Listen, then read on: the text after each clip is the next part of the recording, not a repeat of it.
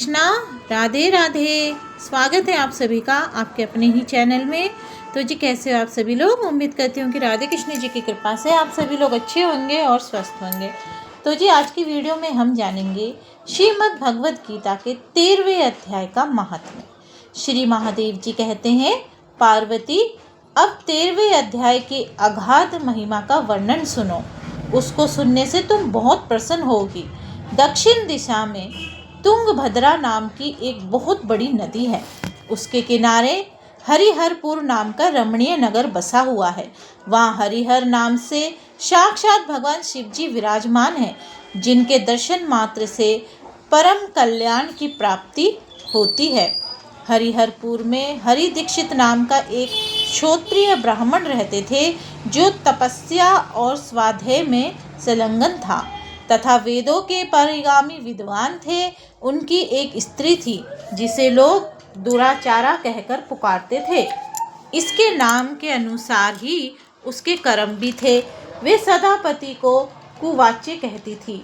उसने कभी भी उनके साथ शयन नहीं किया। पति से संबंध रखने वाले जितने लोग घर पर आते, उन सबको डांटती और स्वयं कामोन्मत्त होकर निरंतर व्यभिचारियों के साथ रमण किया करती थी। एक दिन नगर को इधर उधर आते जाते हुए पूर्ववासियों से भरा देख उसने निर्जन एवं दुर्गम वन में अपने लिए संकेत स्थान बना लिया। एक समय रात में किसी कामी को ना पाकर वे घर के किवाड़ खोल नगर से बाहर संकेत स्थान पर चली गई। उसी समय उसका चित्त काम से मोहित हो रहा था। वह एक एक कुंज में तथा प्रत्येक वृक्ष के नीचे जा जाकर किसी प्रियतम की खोज करने लगी, किंतु उन सभी स्थानों पर उसका परिश्रम व्यर्थ गया। उसे प्रियतम का दर्शन नहीं हुआ। तब वह उस वन में नाना प्रकार की बातें कहकर विलाप करने लगी।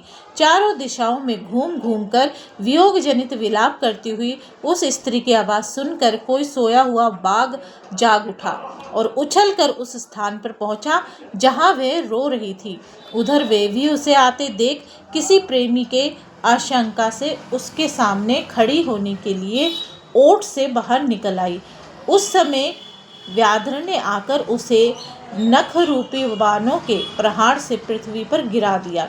इस अवस्था में भी वे कठोर वाणी में चिल्लाती हुई पूछ बैठी, अरे बाघ, तू किसके लिए मुझको मारने को यहाँ आया है?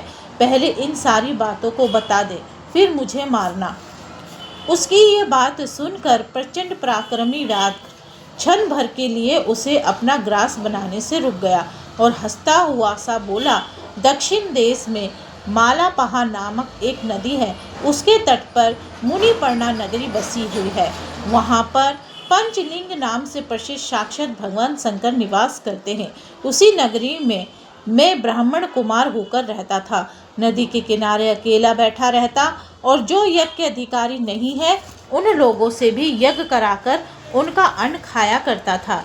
इतना ही नहीं, धन के लोभ से मैं सदा अपने वेद पाठ के फलों को भी बेचा करता था।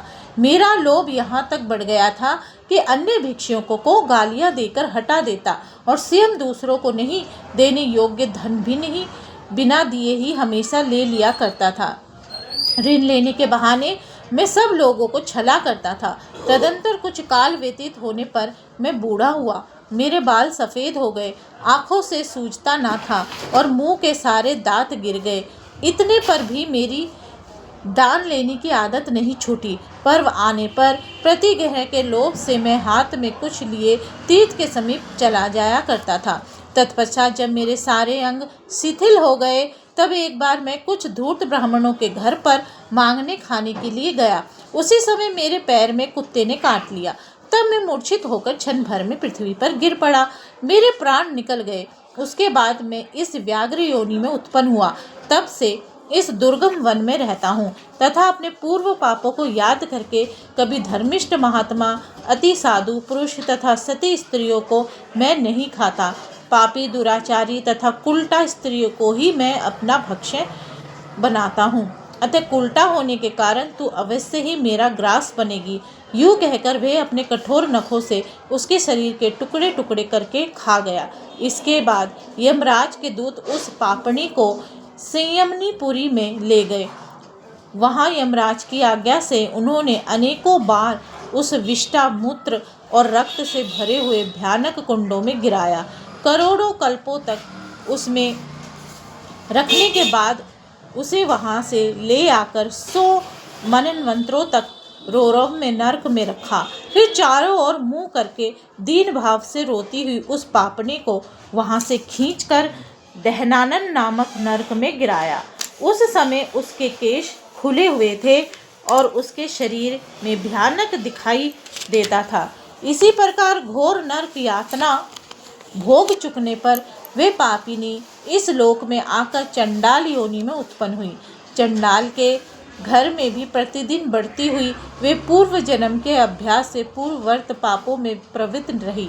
फिर उसे कोढ़ और राज्य क्षमा का रोग हो गया, नेत्रों में पीड़ा होने लगी।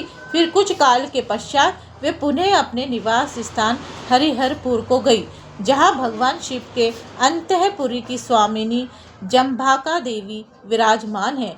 वहाँ उसने वासुदेव नामक एक पवित्र ब्राह्मण का दर्शन किया, जो निरंतर गीता के 13वें अध्याय का पाठ करता था।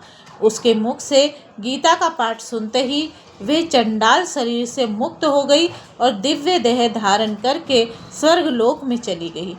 तो जी आज के वीडियो में श्रीमद् भगवद गीता का 13 अध्याय यहीं पे समाप्त। उम्मीद करती हूँ कि आपको आज की वीडियो अच्छी लगी होगी।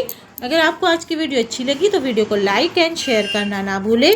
हरे कृष्णा, राधे राधे।